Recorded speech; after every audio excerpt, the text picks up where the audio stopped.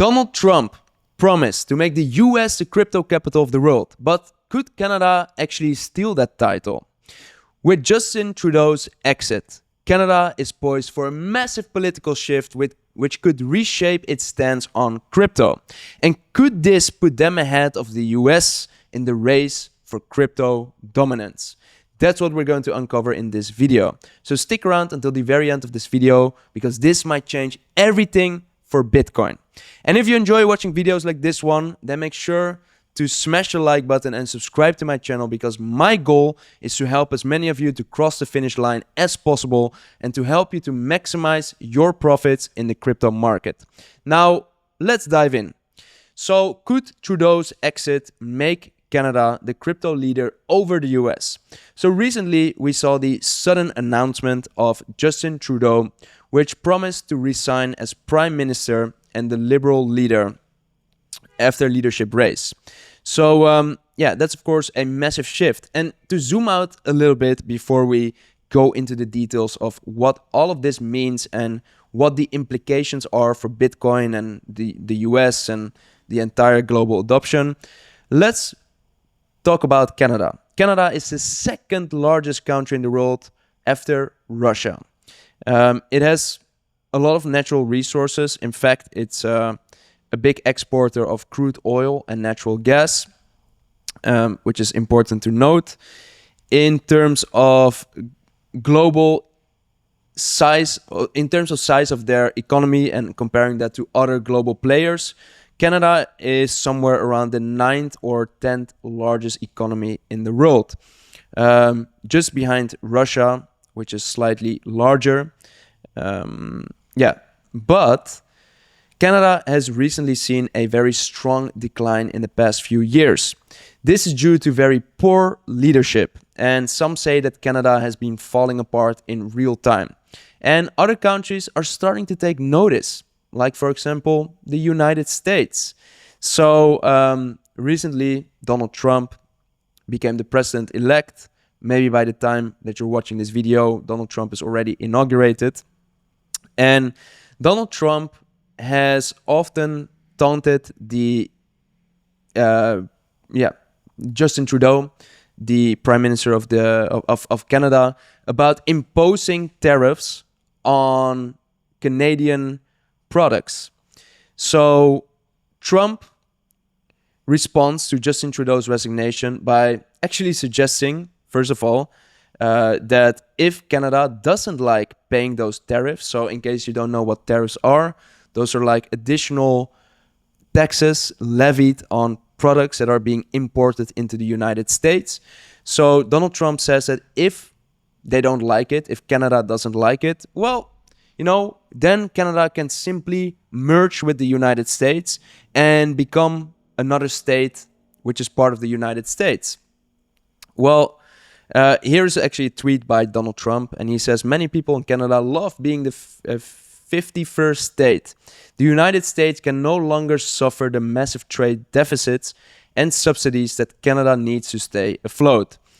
Justin Trudeau knew this and resigned. If Canada merged with the US, there would be no tariffs, taxes would go way down, and they would be totally secure from the threat of the Russian and Chinese ships that are constantly surrounding them. Together, what a great nation it would be.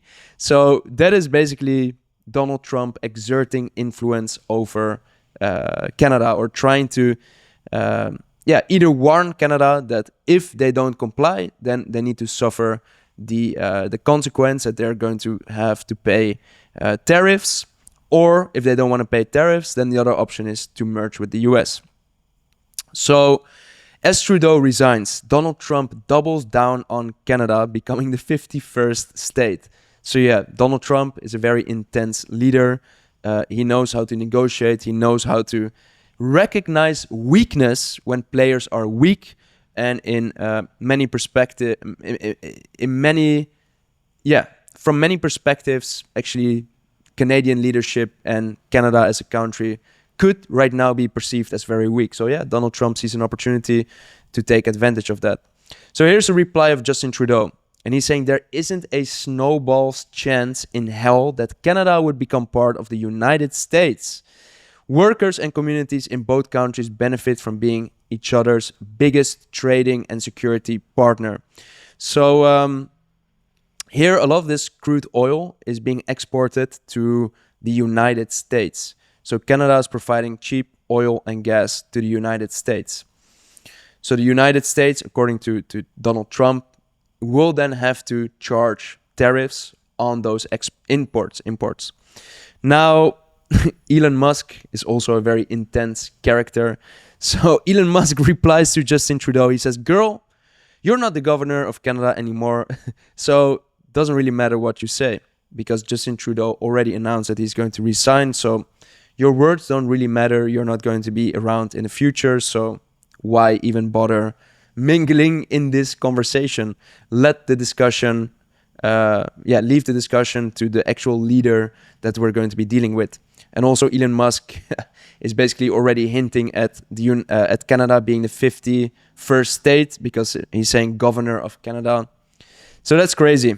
All right. So let's quickly go back in history and unpack what is really going on over here. So in 1971, President Nixon, president of the United States at that time, basically decoupled the dollar from the gold standard. So prior to 1971, the value of gold was the value of the dollar was coupled to gold in a certain ratio. But after 1971, Nixon decided that he wanted to decouple the dollar from gold because they were facing a lot of economic turmoil. And one of the ways that he imagined that the United States could escape this economic turmoil was by allowing the US to print more money. Well, money printing is exactly what they did afterwards. So Canada, like many other countries, also transitioned to a fiat currency system. So what do we mean with a fiat currency system? A fiat currency system is exactly what happened in 1971, is when a currency, in that case the US dollar, is no longer backed by any other asset or commodity. It's simply backed by the promise of a government that the user should just trust it. So similarly, Canada also adopted a fiat currency. So the value of money is based on government regulation or law rather than any other physical commodity. And this is really important to understand, because when money is just backed by nothing, it means that governments have an opportunity to simply print more. So that's when we saw a period that we call the Great Inflation of the 1970s. So after the 1970s, when we look at the CPI, so the Consumer Price Index, we saw suddenly that after 1971, suddenly the inflation just went through the roof, because governments were simply printing a lot of money. The US government did, the Canadian government did. So in the 1970s, we saw some of the highest inflation rates in the world. In the United States, in Canada, and other parts of the world. So this is actually one of the biggest weaknesses of the fiat currency system. That's money printing. It's so easy and addictive to just simply print more money when you need to, because money isn't backed by anything anyways. So that's what we're seeing in the US. The US, has now a national debt of $36 trillion, which is absolutely insane. And every time you blink, there's more debt added to it. And they can simply print more and more and more. Other countries around the world, other governments around the world have printed more money as well, including Canada, also printed a lot of money. And as a result, the Canadian dollar and the Canadian economy has weakened. So what is an alternative to this fiat-based system, this paper-backed money, which can be simply printed out of thin air? Well, that is to embrace Bitcoin, or to back your money by something. For example, gold, which we had in the past before we went off the gold standard, or Bitcoin. So one massive success story of a country that embraced Bitcoin is, of course, El Salvador. El Salvador started to buy Bitcoin in, 2020, previous bull market, or 2022, I believe, maybe slightly after. And they bought at least one Bitcoin every single day. Right now, they're sitting on around 6,000 Bitcoin. They went from one of the poorest countries in the world to becoming the El Salvadorian miracle. They now no longer need external financing. They're one of the safest countries in the world. Another example is Bhutan, a very mountainous nation. They started to harvest their hydro energy in order to mine Bitcoin. And right now they've mined, I believe, 6,000 Bitcoin. No, more, even 14,000 or something like that. They're the fourth largest government Bitcoin holder in the world. So that's insane. Trust me, Bhutan is just a very small country. We're also hearing stories about the Czech Republic, which central bank is considering purchasing Bitcoin as a strategic reserve asset. So we're hearing all of these case studies of countries that are slowly starting to embrace Bitcoin. Now, that's also very important context to know, because when it comes to embracing Bitcoin, Trudeau has never really been the biggest fan of Bitcoin. Trudeau doesn't believe in Bitcoin, and he publicly expressed that. And while he is reigning the country, he was reigning the country, now he's planning on resigning, but he never really showed any plans of ever adopting Bitcoin during his leadership. He actually came out and said that investing in crypto is not an escape from inflation. Yeah, that's kind of crazy. Actually, Bitcoin, you cannot create more Bitcoin. There will only ever be 21 million Bitcoin. Bitcoin is one of the only real, truly scarce assets in the world. From almost any asset, you can create more of. More houses can be built, more stocks can be issued. For example, MicroStrategy issues more stocks. That's a real life example of a company that's issuing more stocks. More watches can be manufactured, more bonds can be issued, more money can be printed. Almost every asset in the world you can create more of, but you can't create more than 21 million Bitcoin. And now Justin Trudeau is saying that, investing in Bitcoin is not an escape from inflation. At the same time, they're just printing more and more money. So that's crazy, right? Canadian Prime Minister Justin Trudeau attacks opposition for recommending Bitcoin as an inflation hedge. So to me, it sounds like Justin Trudeau is protecting the establishment, the people in power. So politicians, banks, governments, maybe a shadow government, which is pulling the strings, and they don't want their power to be undermined by Bitcoin. Here's a quote by Justin Trudeau. He says, "I won't hesitate to call out economically irresponsible or questionable ideas like telling people to invest in Bitcoin, which, if they had listened to him, people would have lost half their savings. These are the kinds of supposed solutions that deserve deeper scrutiny. A responsible parliament should be calling out ideas that are going to harm Canadians more than they actually help." So all of this, Justin Trudeau is saying all of this while Bitcoin is the best asset class of the past decade. Holders have generated 230% of annual returns every single year by holding Bitcoin. Whilst the Canadian dollar, I don't have the exact inflation numbers, but the Canadian dollar has devalued quite a lot because of money printing. So why isn't he saying anything about that? That people are suffering in Canada because their money is becoming worth less over time. At the same time, he's attacking Bitcoin, which is actually helping people to protect their purchasing power. Totally insane, right? So here, an article on Binance. Bitcoin is up 400% since Trudeau mocked political opponent for telling people to buy Bitcoin. There you go. Who's laughing now? So what is the solution and how might the future of Canada look like? Well, just like in the US, we are seeing a lot of, when we're looking at the pollings in Canada, we're seeing a lot of rising popularity in the Conservative Party or around the Conservative Party, and especially one candidate called Poilievre.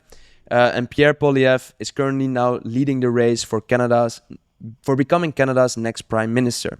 So here, actually, when we're looking on Polymarket is a decentralized prediction market where people can place bets on what outcome they believe something might have in the future.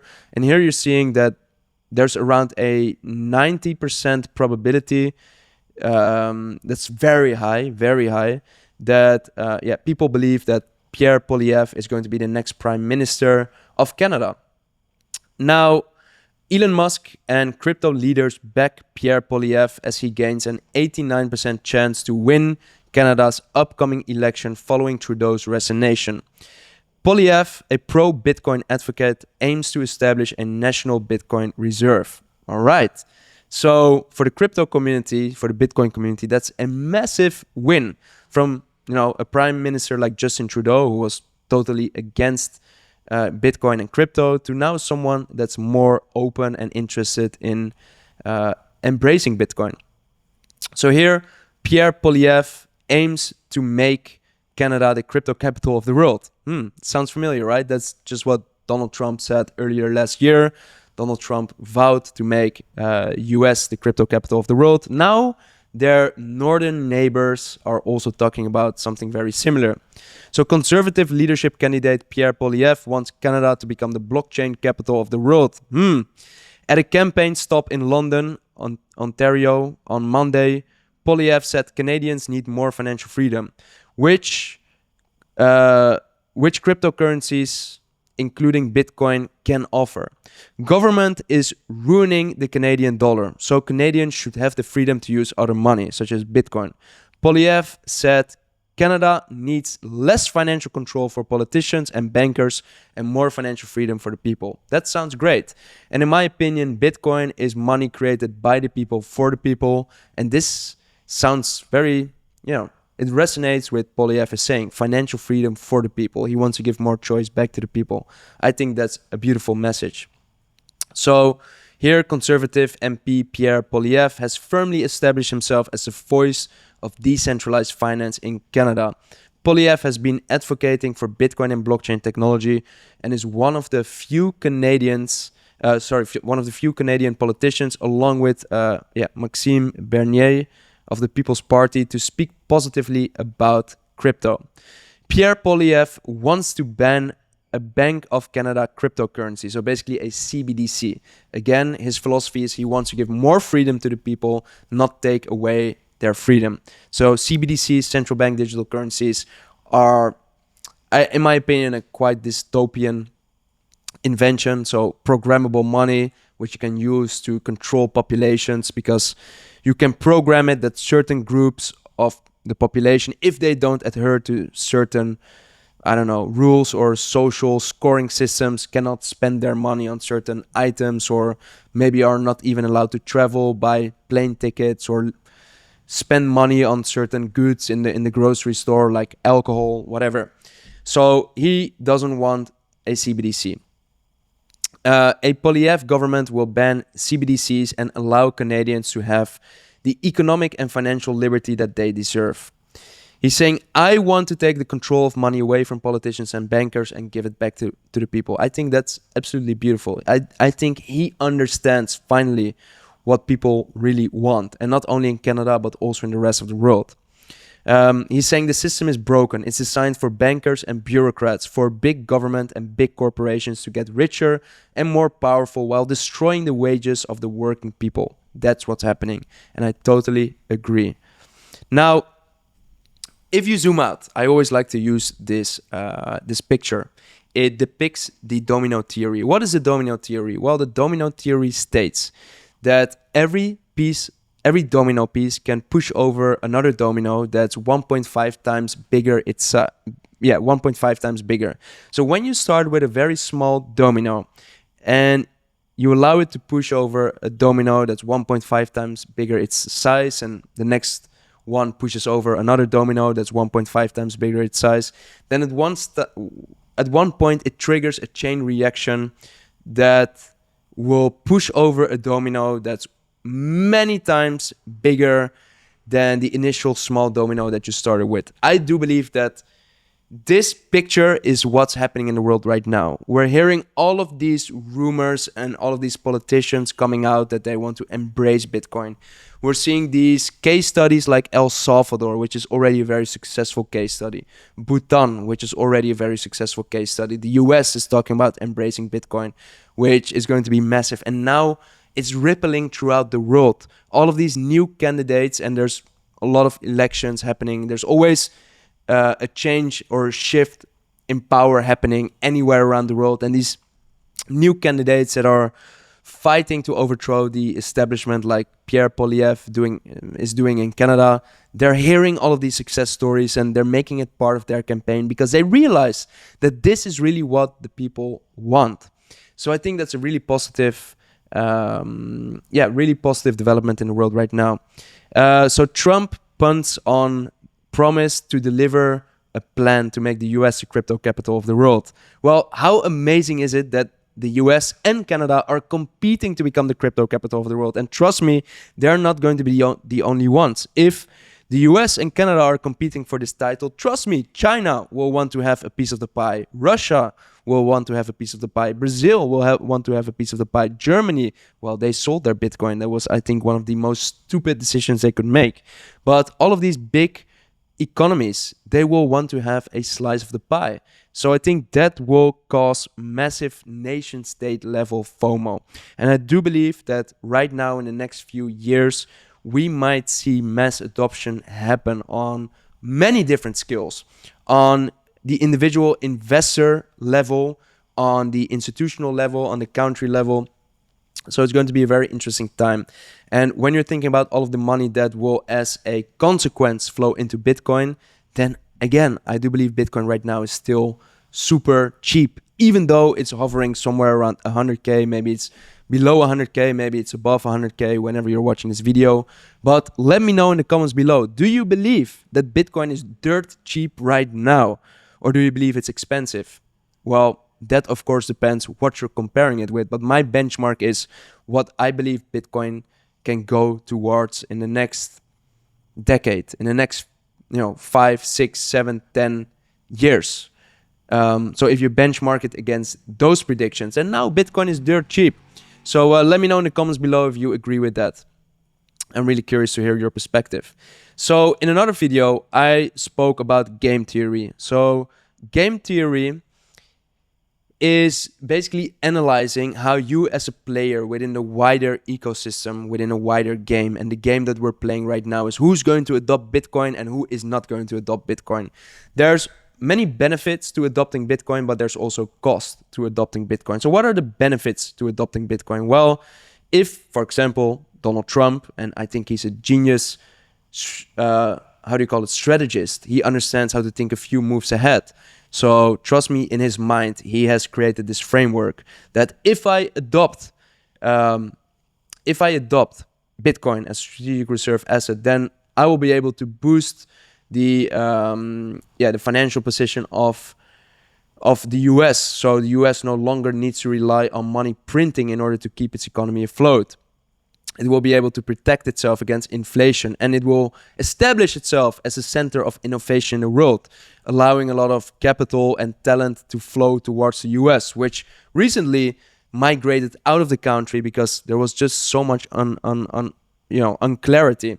So they moved to, for example, Dubai, where there's a lot of positivity and positive regulations around crypto.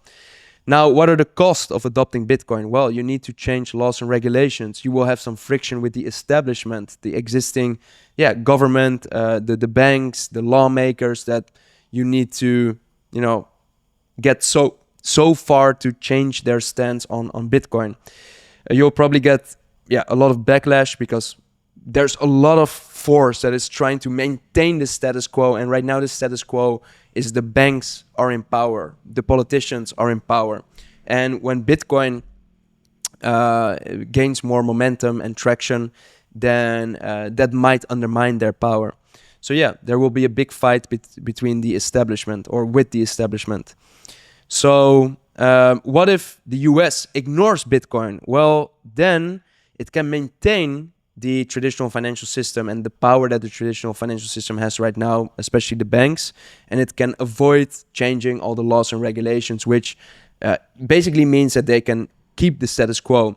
But as a result, they miss out on a lot of innovation, a lot of technological advancements, and they can miss out on a lot of gains, by holding Bitcoin in a reserve right now. They'll be known as, lagging in innovation. For example, on the other hand, El Salvador is leading the way. They're one of the great innovators. They're making all of the headlines. They're getting all of the shine. At the same time, you know, if other countries don't adopt Bitcoin, then they miss out on being that innovator in the world. Now, Pierre Poilievre, of course, looks at Canada, looks at Bitcoin, looks at what their neighbor, the US, is doing, and they copy what has worked well for his campaign. He saw how well this strategic Bitcoin reserve was embraced by Donald Trump's voters and, you know, on X, and what people really want to have and to see. So yeah, I think he's learning from what his southern neighbors, US, are doing, what worked well in their campaign. And I do believe that when he gets elected, this might be a very interesting scenario that is going to play out. So yeah, interesting times ahead. Yeah, guys, I'm really excited as I'm recording this video. Lots of positive things happening in the Bitcoin space right now. So yeah, 2025 is going to be an amazing year. Let me know in the comments below if you also believe that this might become the biggest crypto bull market in history. Because this cycle, guys, is different. It's no longer the retail investors that are dominating this space. The institutions are getting in, countries are getting in, and they're getting in with billions of capital, all right? This is a completely different game from me and you investing a few hundred euros, dollars, yen, pounds, whatever currency you have of our savings. No, these guys are investing large sums of money that will be flowing into the crypto space. So yeah, I hope that you enjoyed watching this video. If you did, do me one quick favor. Make sure to smash the like button. That will give me the feedback that you at least enjoyed watching this video and that you got good insights out of it. And if you haven't done so yet, also make sure to subscribe to my channel, because I'm going to be posting regular videos just like this one to help you to maximize your profits and to position you in the best possible way in this crypto market. My goal is to help as many of you to cross the finish line as possible. So yeah, make sure to subscribe to my channel. And that being said, thanks for watching. Peace out. Take care. Have an amazing day. And I'll see you in the next one.